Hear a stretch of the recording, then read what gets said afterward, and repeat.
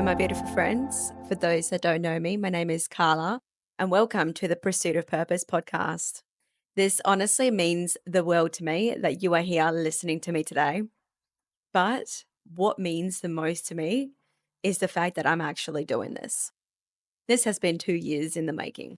And not until I actually went to Bali by myself, I came across this psychic and I was like, stuff it, I'm just going to do a reading. And everything that she told me was like chills to my core because not only did it resemble in everything that I felt in that current moment, but everything leading after that moment was just alignments. She told me that I need to follow my heart. I have this creative ability that I really want to express myself, all of this sort of stuff. And then the book that I was reading, the first literal sentence that I had was follow your heart. Anyway, I'm not going to go down to the details as to what synchronizations has brought me to here today, but I am so grateful that you are here and just taking this time out of your day to listen to what I have to say. Now, before we get started, this is my podcast where I will be talking about all the things we as a collective can do to enhance the relationship that we have with the world and ourselves. The most important thing that I will ask is for you to have an open mind, as some of the opinions that I will discuss is going to be controversial and you may not exactly agree with it. But this podcast is exactly about that. Expanding our minds with curiosity, evolving and viewing the world through different perspectives every single day. Today's episode is inspired by this book that I read called The 20 Universal Ways of Oneness. And Rachel Fiori is the author of this book. When I started reading this book, I heard some really amazing recommendations, but I didn't realize the magnitude it was going to get a hold of me. As soon as I just started reading the first chapter, it was like my whole body was just glued into this book. It was like it was speaking to my soul. This book really dives into 20 characteristics that we all as a collective can take to enhance the relationship that we have with the world, but most importantly, with ourselves. Now, in this episode, I'm not going to go through all 20 ways. What I'm going to do is similar to what Rachel done in her book. She outlined all of the ways, but she delved into every single way into each individual chapter. Every single episode following from this, I will be delving into each individual ways of oneness. And within that episode, I will be going through all the things regarding that. But in this episode, I will just be talking about the first way of oneness, which is called responsibility. Ugh. All right, let's get comfortable. That's right. One thing that I really like about Rachel and how she explained all of the ways in her book, you need to understand how to take responsibility first, fully embody that characteristic before you can go and learn the next way. It's like basically going through school. You can't be a child and expect to go and graduate. No, you need to start at year one. Well, you need to start at kindy, go up year one, year two, year three, up until year 12, and then you graduate. So all of the 20 ways of oneness is basically the exact same thing. You need to learn how to fully embody the first way before you can move on to the second. So this is part one of a 20 episode series of the way of oneness. The way of responsibility. A lot of people are going to laugh. I know this because we all know how to take responsibility. It's like one of the first things we learn, paying your bills on time, looking after yourself, making sure you're not getting in trouble, all this sort of stuff. But that's not taking responsibility. I mean, yeah, to a degree. But what Rachel talks about is learn how to take responsibility for the way how you view the world and the way how you present yourself for the world. Obviously, you aren't responsible for how the world perceives you, but you are responsible for the way how you deliver yourself. Because everyone has got their own perception and not everyone is going to see things in the same shade of grey. There is multiple different sides to every story. The things I see a lot of people do these days is they want to fill a void. And I mean, I'm not saying that I'm perfect. I know I've definitely done this before, but that's where self awareness comes in, because becoming self aware of the things that you do that isn't really fully aligning with yourself, but you just do it because it gives you comfort. Most people just look at their shit and say, oh, well, I just, I'm just like that. And then don't actually actively try and change it. They just choose to be a certain way. That's it, which isn't a responsible living. When I say filling a void, I'm talking about people getting in relationships just for the sake of not being lonely, or welcoming children into the world when they are still children themselves, resulting to a drinking habit or a drug addiction. Some people even result to jumping in and out of relationships in hopes of finding the perfect one. Some may even feel regretful of their life because they see how great someone else's life is on social media. All of these things have one thing in common: filling a void inside of yourself. In those circumstances, what are you actually doing to better your life? What are you doing to not feel lonely anymore? Because majority of the time, you are just going to try and avoid feeling those emotions by putting a band-aid over and go out drinking for a night with the boys. Neither of them are actually feeling the emotion and trying to realize why they are doing the things to distract them from the emotion that they're feeling. I understand that, yes, being romantically involved with someone else does create a feeling of happiness, fulfillment, joy, all of the good stuff. And look, I'm not bad mouthing people that do get in relationships. All I'm saying is getting into those things to fill a void is probably the reason as to why it never works out. Then you might think, okay, well, how do you take responsibility for fulfilling a void?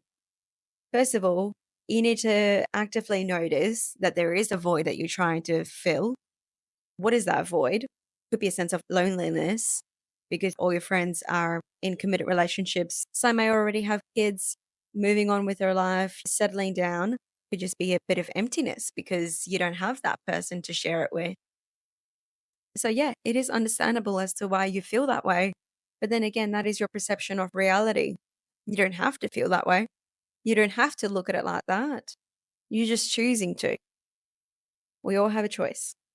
We all have a choice in how we perceive the world. Do you want to perceive your life like that? Then that's your doing. There are so many ways that you can look at scenarios, but it doesn't have to be negative all the time. And that's another thing, just going off topic a little bit. But why is it that everyone just thinks negatively so quickly, instantly? I don't understand. Why is it the negative first? Why can't it be the positive first? I get it. Yeah, it's a negative world. But then again, your perception is your reality. So if your perception is negative, of course the world's going to be negative. If your perception is positive, the world's going to be positive. I don't understand. Why do people automatically default to just the negative in the world? I can understand if someone continuously crosses your boundaries and then you result in negativity. Okay, that's a fair enough statement. But I'm talking about just instantly negative first. When something happens, you're like, oh, well, they're probably reacting this way because they don't like me. It's like, well, no, they may just react that way because they're just probably having a shit day. You have shit days too. Anyway, going back on topic. Taking responsibility for seeking external fulfillment for internal void. How do we take responsibility to do those sort of things? I'm not really a therapist, although I do tend to be for my friends. Before we seek out external fulfillment, we must look at the internal void. Become curious. With these sort of things, don't judge it. That's the last thing you can do. When you judge someone, are they going to change the thing that you're judging? No, they're just going to become more insecure about it. Same thing goes for yourself. If you don't like an aspect of yourself, just view it for what it is. Try and uncover the reason why you are reacting that way, or the way how you are, or whatever the situation is. Try and see why that thing is present, why you feel that way. Get curious Try and find the root as to why you feel that way, and then just start to accept it and say, oh, okay, if you are a self conscious person, get curious over it, and you go real, real deep into it, you may actually uncover that the reason why you're self conscious is because you grew up with a mum that was always self conscious. So, without you actually realizing, you may have learned that from her because that's what you always saw when you were growing up. Just get curious, because when you get curious, you learn the reason behind it. And then you look at it objectively and you say, okay, well, is there a reason for me to be self conscious? Let's say it's a yes. Okay. Why? Oh, I don't like the way how I look in a mirror. Okay. What can you do to change that? Go to gym, start going for walks, don't get takeout every day of the week. Okay. Those are actions that I can take. But then again, you're not going to stick with something if you're going to continuously put yourself down. There are so many things that you can do to take responsibility for the way how you choose to perceive the world and yourself. But you need to become self aware of those things first. And there are many ways of how you can become self aware. One of my favorite ways is just journaling. And when I journal, I would ask myself the question, why? 40 times until I get to the root cause. This actually reminds me, at the beginning of my self awareness journey, I remember I was sitting on the beach one morning. It was my first time I actually started to journal. And I remember I was writing, thing that I was writing down. I was like, well, what are the things that I don't like about myself? I didn't do this to put myself down. No, at all. I just wanted to get curious, because when you write things down and you put it in words, actually see it in front of you, you actually internalize the thing a lot more, and you internalize the thing a lot quicker. So, as I was writing down the things I don't particularly like about myself, first few was a bit like, oh, fishing. As I started getting comfortable, a few ideas started sparking into my mind. Shit, okay. I could feel the things that I didn't like about myself, which was coming purely from my intuition. These are the things that we need to work on, Carla. And I remember one of the things that I felt the strongest over was my need to control everything. I have a massive control issues. Well, not as much anymore because I'm starting to let go of that sort of stuff. But as soon as I wrote the need to control something, it was like this light bulb sparked up. Oh, the sun's coming out. Yeah, boy. That feels nice. For those that don't know me, I am such a sun person. I wake up early every single morning, and if I don't go for a beach walk, I'm at least on my front porch, sitting in the sun, journaling, drinking some coffee. It's Sun is just the most amazing thing. Sorry, I don't mean to go off topic there, but I just have to get this out. Andrew Huberman, look him up. Neuroscientist. He is the person that has literally changed my whole perspective of how I start my day. Because every single day, in the first hour of waking up, I'm outside in the sun. If you don't know, the sun is so good for you, especially for your circadian rhythm. If people don't know what the circadian rhythm is, I'm not going to go into too much detail, but basically, it's your body's clock for when you release melatonin naturally for you to be able to fall asleep a lot quicker at night and have a much more better quality sleep. Just because you get 8 hours doesn't mean that you had a good sleep. So, melatonin is the responsibility for that. Anyway, I probably butcher that a little bit, but anyway, this is not the podcast for that. If you want to listen to that shit, listen to Andrew Huberman. He's really good. Um, Look his shit up. Anyway, going back on topic. I became so self aware over the things that I didn't particularly like about myself. I started questioning those things on how I can actually improve it. I then wrote down dot points below that and say, okay, well, how can I not feel like I need to control everything? And I sat with it. Not everything needs to be perfect.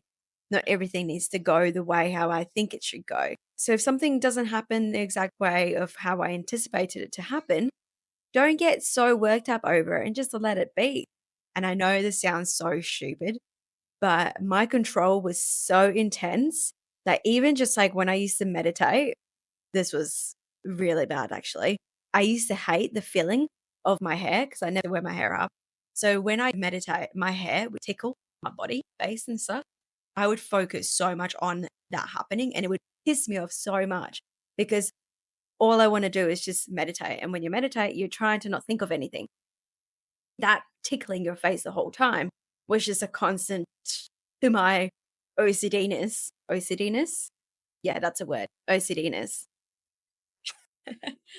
um, yeah. So anyway, having my hair touch and tickle my face was so it just took so much concentration out of me. But then in that moment, I was like, this is me trying to control it, Carla. And it's funny because if I didn't have that first session of becoming self aware of what I didn't like, I probably would have never uncovered this. I tried to just let it be. I just got comfortable in the feeling I used to hate so much. Okay.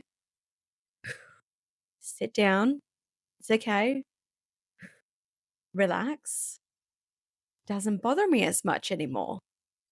And I think that was the next step of my self realization. And that was just like literally mind bending shit. That was the start of me being able to just let things be however they are. Honestly, a lot has grown. I'm aware of this stuff.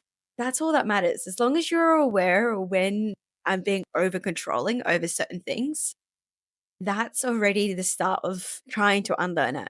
Because then you look at things from a hindsight, you look at things from a different perspective while you're driving. Road rage, it's no longer a thing. Oh, wow, I still have a bit of road rage. I feel like everyone does. But now when it happens, I'm like, ah, Carla, it's all right. Me having road rage right now is me literally becoming negative. I'm trying to not be a negative person. Let's put positivity back into the room. Let's get rid of those thoughts. I can't control traffic and let's just, go with the flow. Let's just ride this one out. There is many ways on how you can start to grow your self-awareness, but journaling for me was the number one thing that has worked for myself. So hopefully it works for yourself as well. But yeah, anyway, so that was the start of my journey. And in that moment of me wanting to learn the things that I didn't like about myself was my attempt of taking responsibility for the things that I do. Taking responsibility for the stuff that you do can be a million different things, but you just need to start.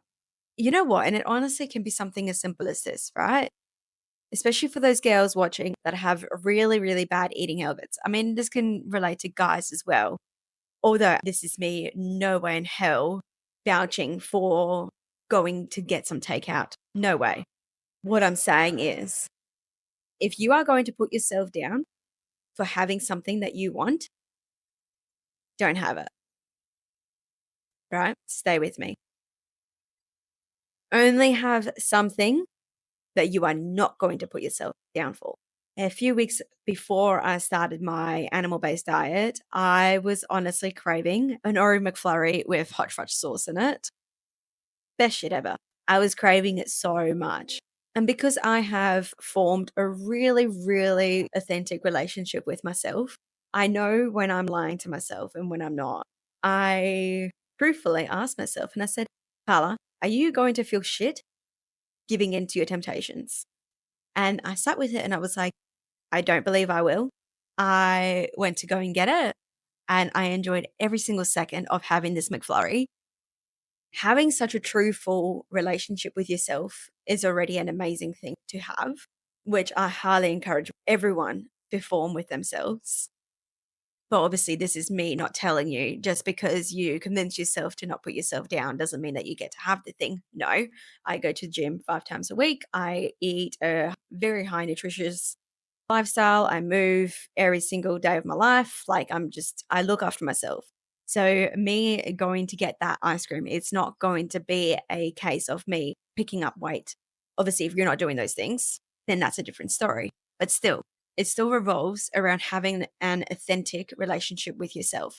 Because if you aren't a person that isn't fueling your body correctly, moving your body as often as what it needs to, if you aren't doing any of those things and you still convince yourself to have that McFlurry, internally, you are going to lie to yourself. And whether you know it or not, subconsciously, you are going to put yourself down. So it all still revolves around having a really good relationship with yourself and taking responsibility for the times where you try and convince yourself that no, you're not going to feel bad about it, but you are. So again, don't do it. So following from that, this was the day before I started my animal based diet. For those that know me, Charlie's Barbecue is my, oh, they are just the best burgers I've ever had. And it's so dangerous because they're literally a 7-minute drive away from my house. So it's very tempting at times.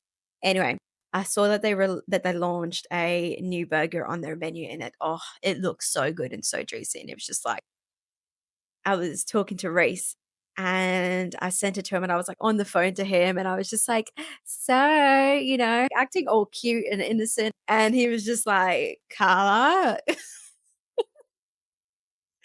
And as soon as I heard it, shit. This is why it's great because he knows me well. I was saying those things to convince myself because I knew me having it was ultimately I was not going to feel good about myself because I promised myself to not have a burger. That was the thing. I promised myself to not have a burger for while I'm in this cut because it just makes things so much harder because these burgers are 1,000 calories each. So, yeah, anyway.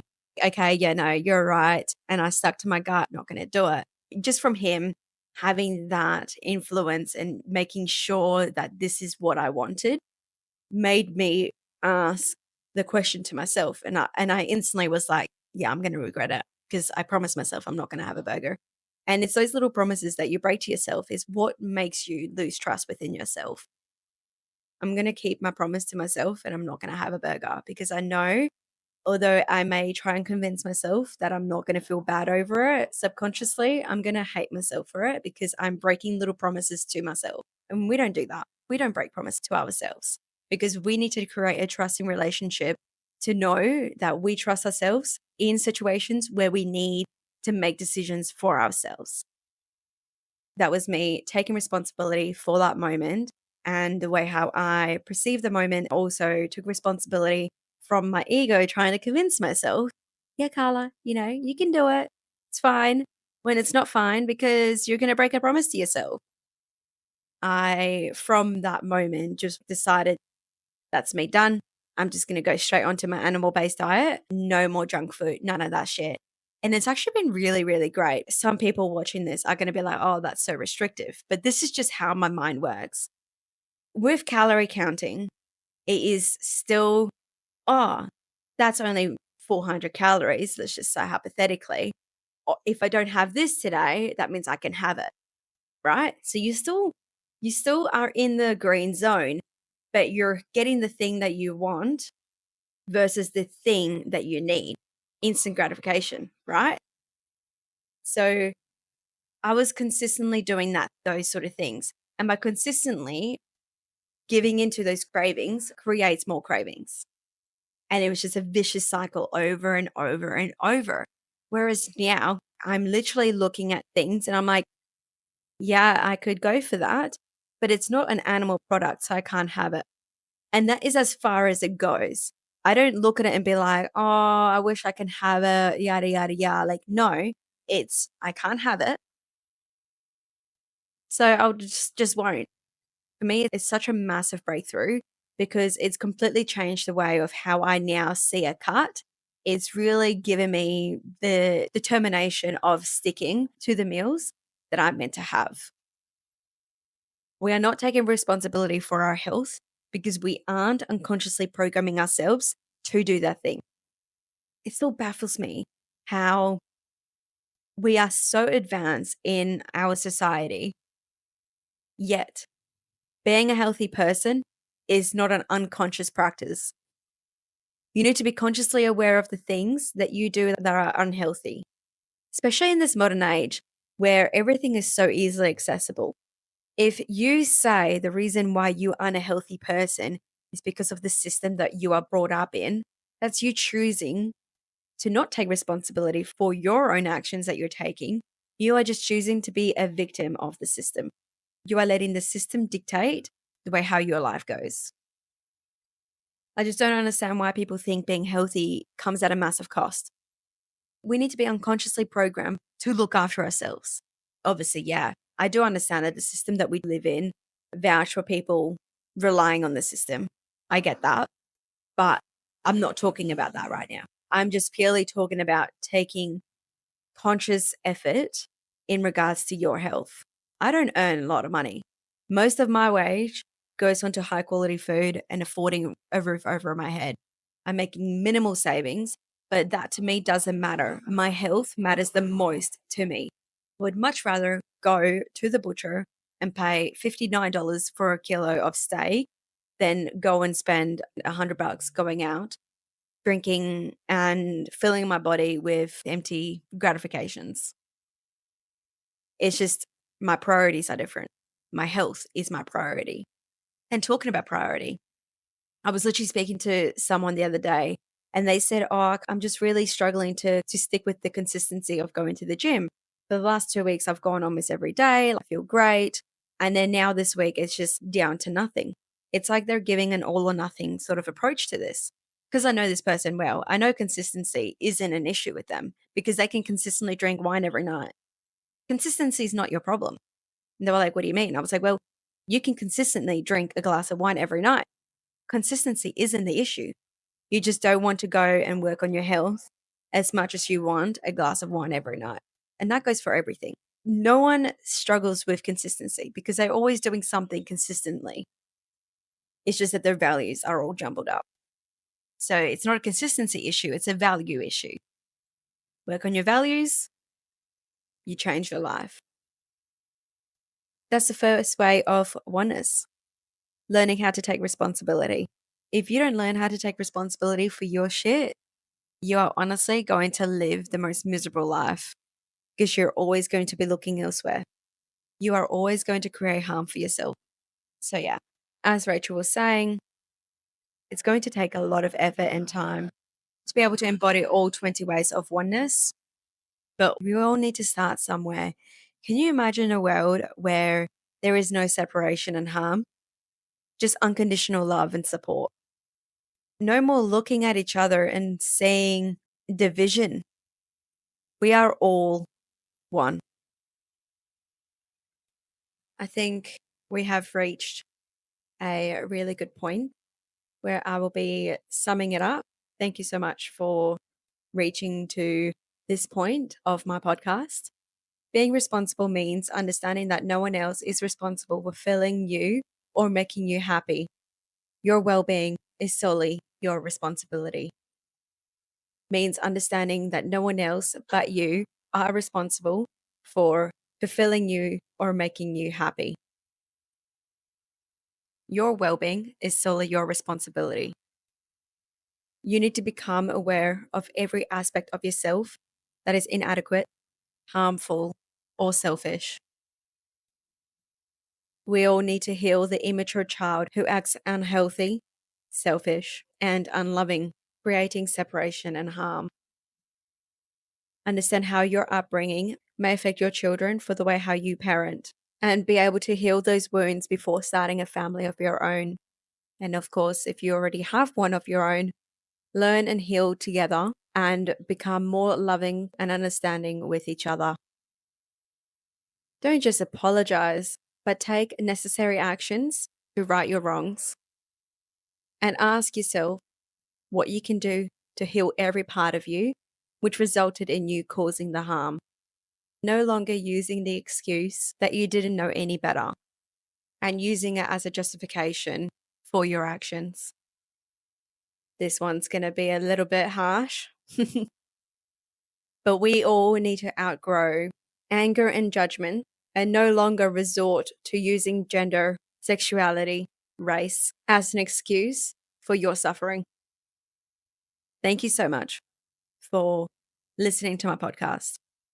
It honestly means the world to me that you are here today.